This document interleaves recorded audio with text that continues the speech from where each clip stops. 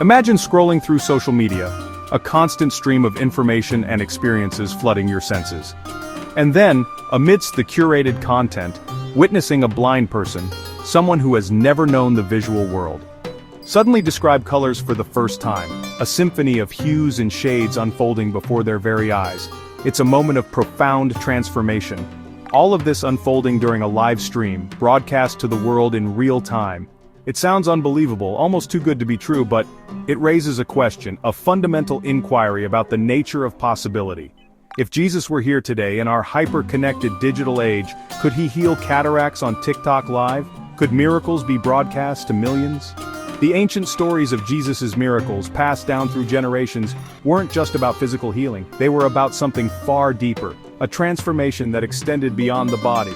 They challenged people to rethink what's possible, to question the limitations they had accepted, and to open themselves up to a new reality.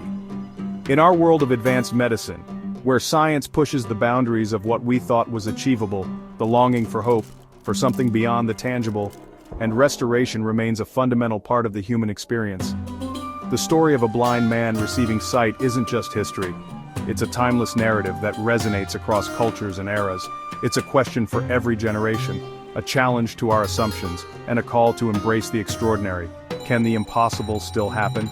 Can we witness miracles in our own lives? Let's journey back to ancient Judea, to the time of Jesus, to explore these questions and see what this might mean for us today, in our own search for healing and hope. In John chapter 9, we find a profound and moving narrative.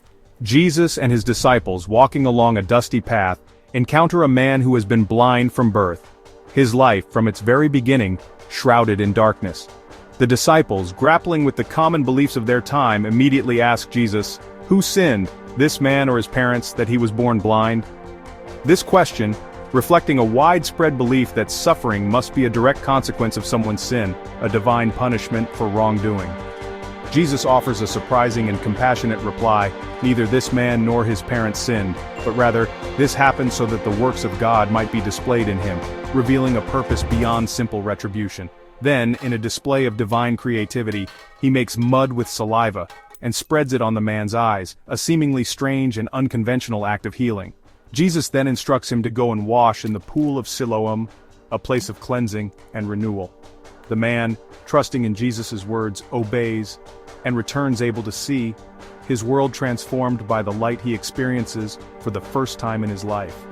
His neighbors are stunned by this miraculous event. However, the religious leaders are skeptical and questioning, more concerned about adhering to their established rules and traditions than celebrating and understanding the profound significance of the miracle itself.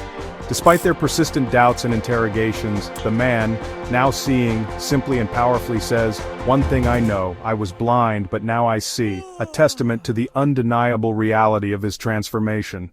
His story becomes a powerful and enduring declaration of personal transformation and unwavering faith in the face of disbelief and societal pressure. The human eye is a marvel of biological engineering, functioning much like a sophisticated high-tech camera, but far more intricate and adaptable. It's a complex system designed to capture the world around us in stunning detail. Light, the very essence of sight, enters the eye, passing through the cornea, the clear front window. It then passes through the lens, a transparent structure that can change shape. This change in shape allows the eye to focus on objects at varying distances, ensuring a clear image whether something is near or far. The lens precisely bends and focuses the incoming light onto the retina, the light-sensitive tissue lining the back of the eye. Think of the retina as the film in a traditional camera. The retina is composed of millions of photoreceptor cells that convert light into electrical signals. These signals are then transmitted along the optic nerve to the brain, acting as a superhighway of visual information. The brain then interprets these signals, processing them in the visual cortex to create the images we consciously perceive and understand. It's a seamless process that happens in a fraction of a second. Cataracts, however, disrupt this delicate process by clouding the lens. This clouding obstructs the passage of light, making vision blurry and colors appear faded, as if the world has lost its vibrancy. It's like constantly looking through a foggy or frosted glass window, where details are obscured and clarity is lost. While most cataracts are age-related, developing gradually over time as a natural part of aging, there are other causes. But for the man in John's story, His blindness may have stemmed from a different origin, possibly present from birth, perhaps due to a congenital defect or damage to the visual pathway, hindering the transmission of signals to the brain. Healing him, therefore, meant restoring not just the clarity of the lens, but addressing the integrity of the entire visual system, a complex and interconnected network. The lens, the retina, the optic nerve, and the brain itself. It's akin to meticulously fixing every single component of a camera in an instant, from the lens to the sensor to the image processor. That's precisely why the story of his restored sight is so incredibly remarkable, and borders on the miraculous. Do miracles still happen today? Consider Bruce Van Natta, a mechanic crushed by a truck in 2006. Doctors removed most of his small intestine and gave him little chance of survival. His family and church prayed as he hovered near death. Days later, scans showed his intestine had somehow regenerated, something medicine can't explain. Bruce made a full recovery, baffling his doctors.